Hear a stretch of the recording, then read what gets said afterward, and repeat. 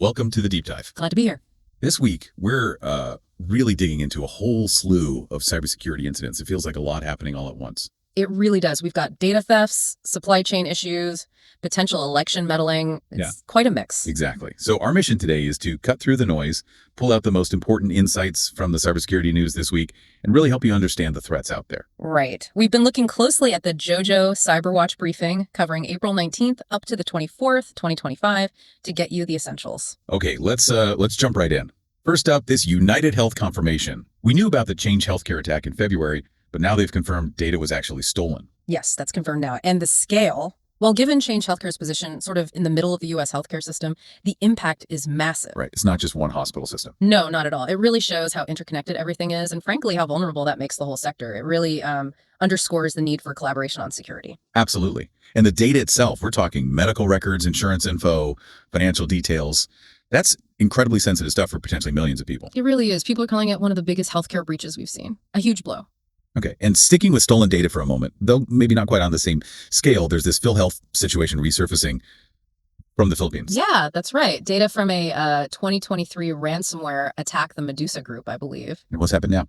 Well, that stolen data names, birthdays, national IDs, policy numbers, the usual suspects. It's now popped up again. Where? On a searchable site on the dark web. Oh, wow. So even years later. Exactly. It just hammers home that these breaches have really long tails. The risk doesn't just disappear when the initial incident is over. It makes you think about data retention policies, doesn't it? Definitely. Okay, let's shift gears a bit. This exautils backdoor, that sounded potentially catastrophic. Oh, absolutely. Very, very sophisticated. Finding a backdoor like that hidden inside exautils, which is, a fundamental open source library used everywhere. Right. It's not just one application. No, it's a building block. So developers for major Linux distributions, Debian, Red Hat, Fedora, they had to scramble, get patches out urgently. And the danger was, what? Someone could take over systems. Potentially, yes. Remote code execution. If it hadn't been caught, attackers could have gained access to a staggering number of A systems. huge supply chain risk then, Yeah. even in open source. Precisely. It's a major concern. The fact it stayed hidden for a while, it does raise questions. Does it sort of highlight a potential gap in how we oversee open source security? Relying on community review might not always catch these really advanced threats. That's a sobering thought. Okay, moving on again.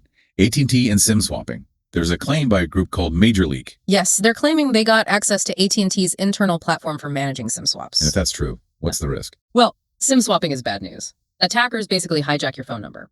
If they can do that through an internal tool, they can potentially bypass two-factor authentication for, almost anything. Like email, banking. Email, banking, crypto accounts, you name it. Very serious consequences if this claim holds up. And I gather there are screenshots and maybe even tools being shared online, even if AT&T hasn't confirmed it. That's the reporting, yeah.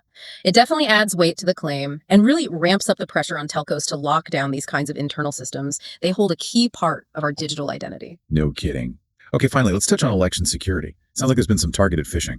Spear phishing, aimed specifically at U.S. election technology providers. And they're impersonating officials. Yes, pretending to be from CISA, the Cybersecurity Agency, and NAS, the National Association of Secretaries of State, trying to make the emails look legitimate. The goal being? Pretty standard phishing goal. Harvest login credentials, get inside the vendor systems. And looking ahead to the 2026 midterms.